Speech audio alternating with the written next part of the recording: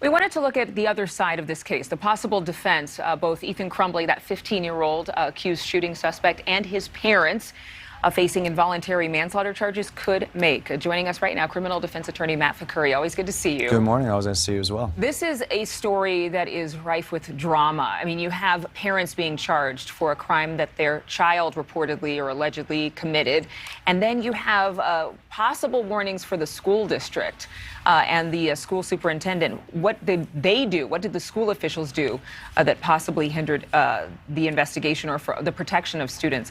So first, investigators see this mounting evidence involving text messages to their son from the Crumbley couple. What kind of charges could they really face here for making certain comments to their child that seem to kind of shoo away the seriousness of this matter? Right, so right now they're both facing 4 counts of involuntary manslaughter. Yeah. The basis of that is essentially negligence, here really gross negligence. And what they're saying is any actions or inactions or omissions, even with Ethan, with the school, anything that they did or did not do is really showing that they were grossly negligent, and because of their negligence, that they should have known Ethan was a possible threat, that caused the death of these young men and women at the school. So that's the basis of the 4 counts of involuntary manslaughter. Well, it's a strong statement from the prosecution. The prosecutor in that county saying that she wanted to make sure to send a statement that she had peace about this decision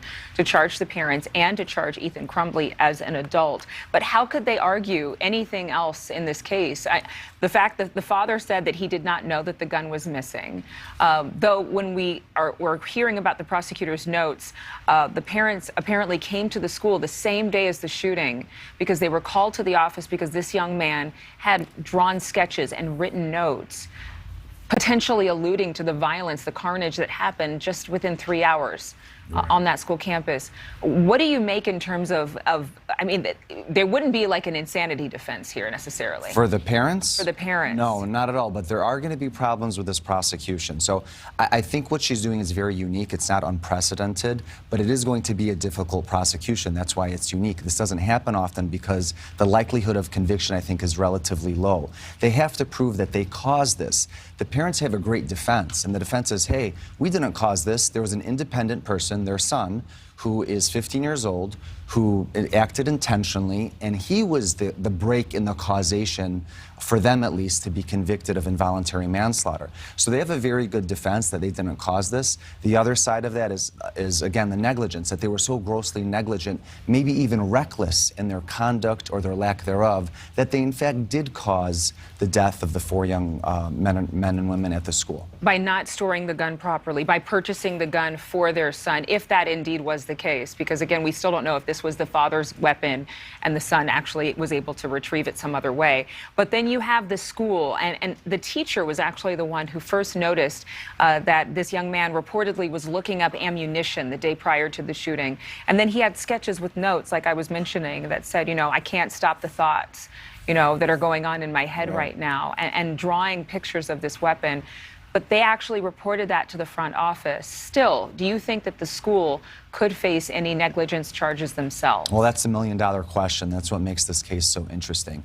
Because potentially, you could charge the school under the same theory that you're charging the parents, right? That they had a duty to act and protect the other students, that they didn't do so, and as a result, this death resulted. However, I think that the negligence, if any, that's attributed towards the school pales in comparison to the negligence, the gross negligence with respect to the parents. It sounded like the school acted pretty promptly and very professionally. Now there's some, you know, it's uncertain where the gun was, whether it was in his backpack, whether they should have searched it, or if it was in his locker. I'm not sure if we know that just yet. I still think that it would be a stretch to charge them criminally.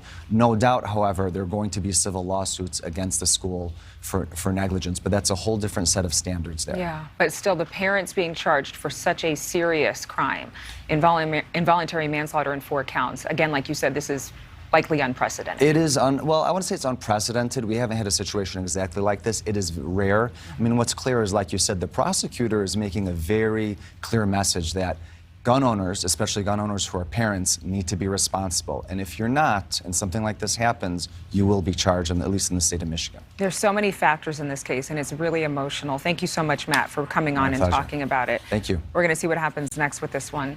Well, thank you so much for watching. Make sure to click on the red subscribe button below so you can get more of NewsNation's fact-driven, unbiased coverage.